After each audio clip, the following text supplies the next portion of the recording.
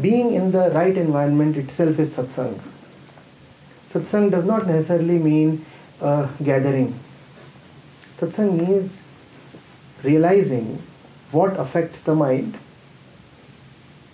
and acting accordingly.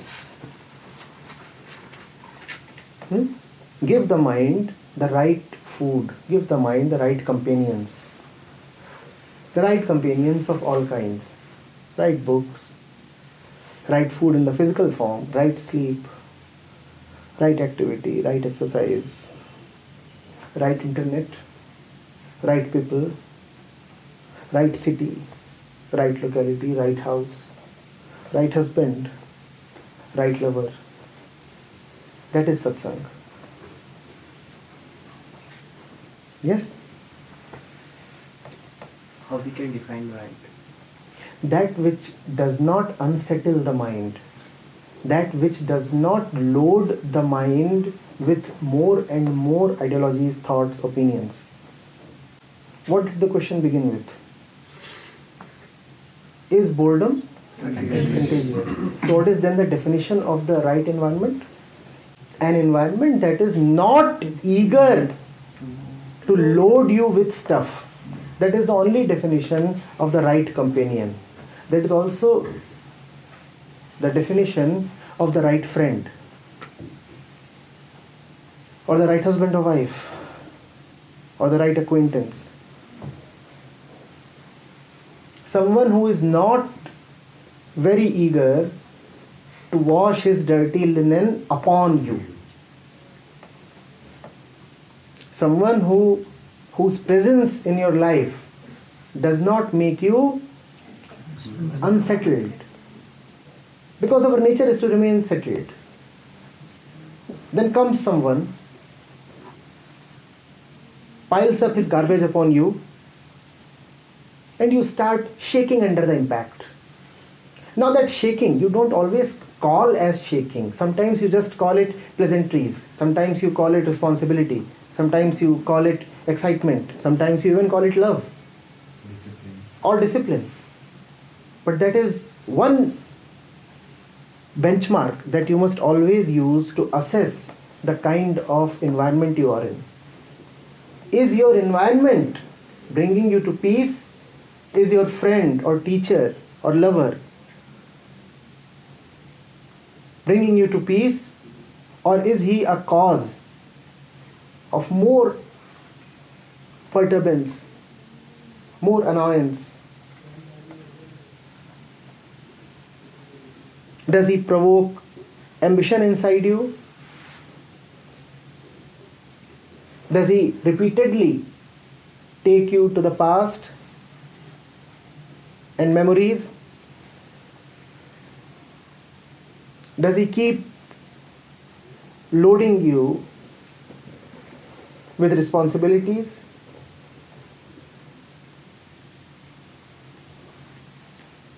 In a nutshell, would you be better off without him? Why is such a simple thing so far?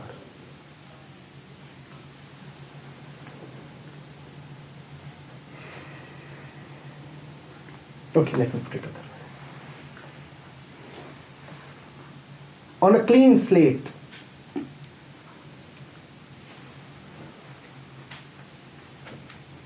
given no obligations, no slavery of any kind, no compulsions,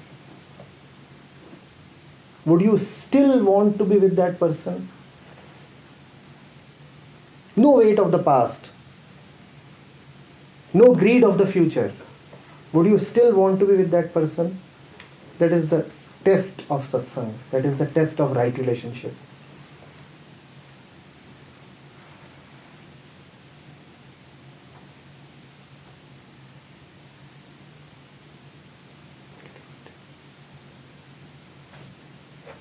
There are other things that you can also use to test. Is the other all right with differences? Or is he too eager to convert you to his ideology? Someone who is too eager to convert you to his opinions or ideology just cannot be good for you. He wants to load his thoughts upon your thoughts. He wants to rather align your thoughts with his. He would call it harmony. It's not harmony. It's slavery. You will toe my line. This is not harmony at all. Harmony celebrates differences. This is enforced uniformity. Uniformity is not the same as oneness. There is a very critical difference there. Oneness and uniformity are not to be confused. Fundamentalists often do that. They believe that if we all are one, then we should also think and act alike. Oneness is not about that. Oneness is rather a festival of diversity. And if your companion is not prepared to accept diversities, then he would be a very violent person, because then he would want to impose himself upon you. That cannot be satsang.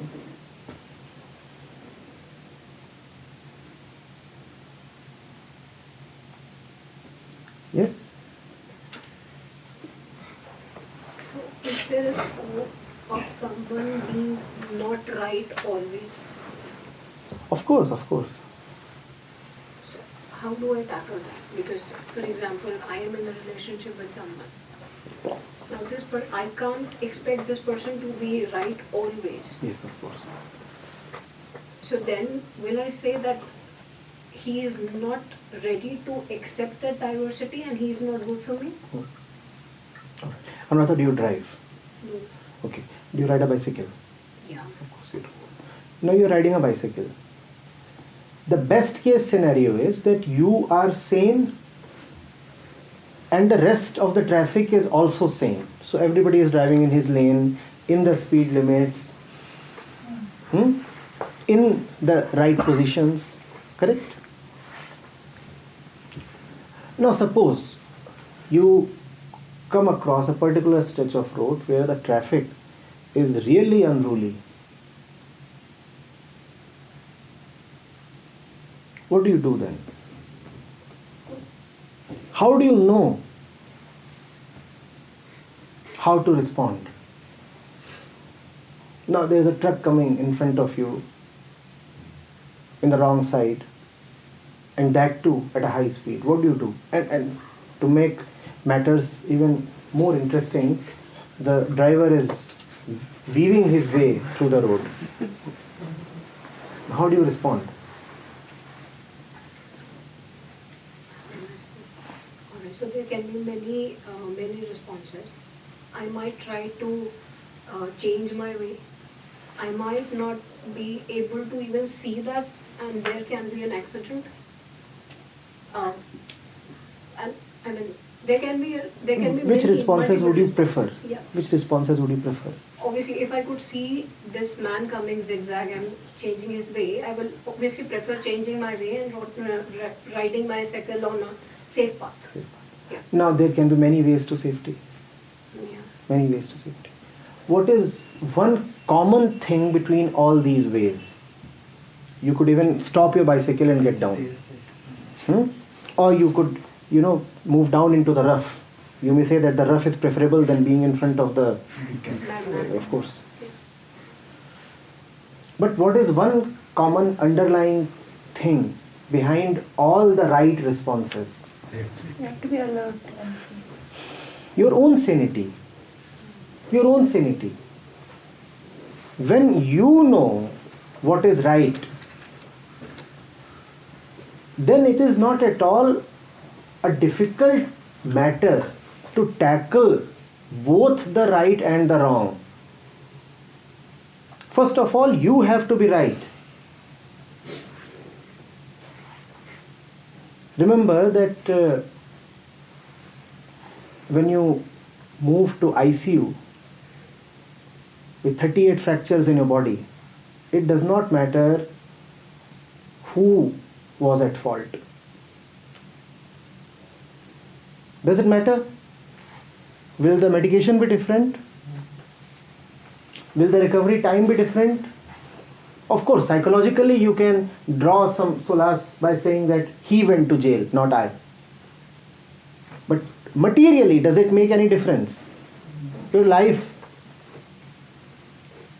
a critical period of it, probably the entire life, has now been affected. Should we talk about how the truck driver is driving, or should we talk about whether we are in a position to deliver the right response? Come on, tell us. And we are always driving. I am talking about the street called life. You are always driving. It's very, very dangerous to be cursing truck drivers on a high-speed road. Very dangerous.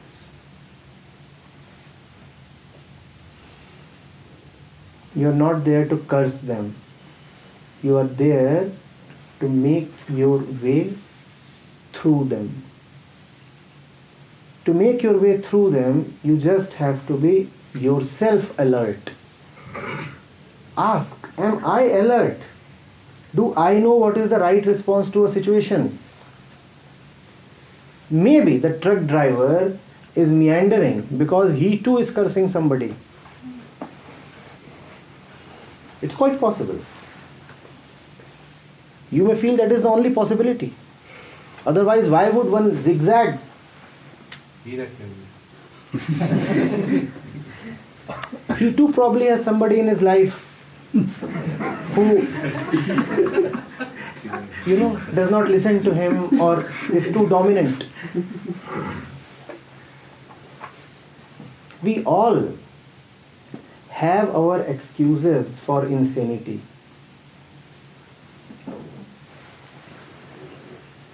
But can it ever be justified? And remember that right now I am not talking to the truck driver here. I am talking to Anuradha, the victim. Or should I rather talk to the truck driver? Will that make a difference to your life? Remember that it's a busy lane. One truck after the other. If I know where I am, if I know who I am, will I myself not be in a position to tackle all rights and wrongs, all ups and lows? If drunken drivers bother me, then besides other things, does it also not mean that I am not a very good driver? Please answer this.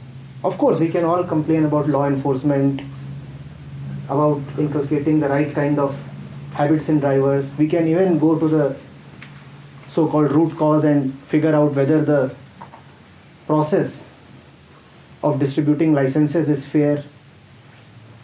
We can go into an entire tirade on road safety. And all that would be all right and fair.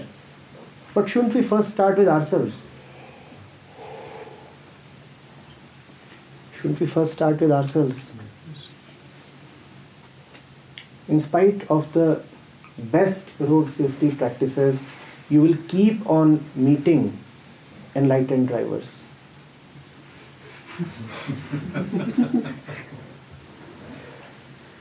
What would you do? Keep on cursing them?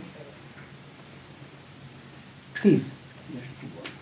That would give you the consolation of feeling like a victim. That would give you a psychological uprightness. Does that help?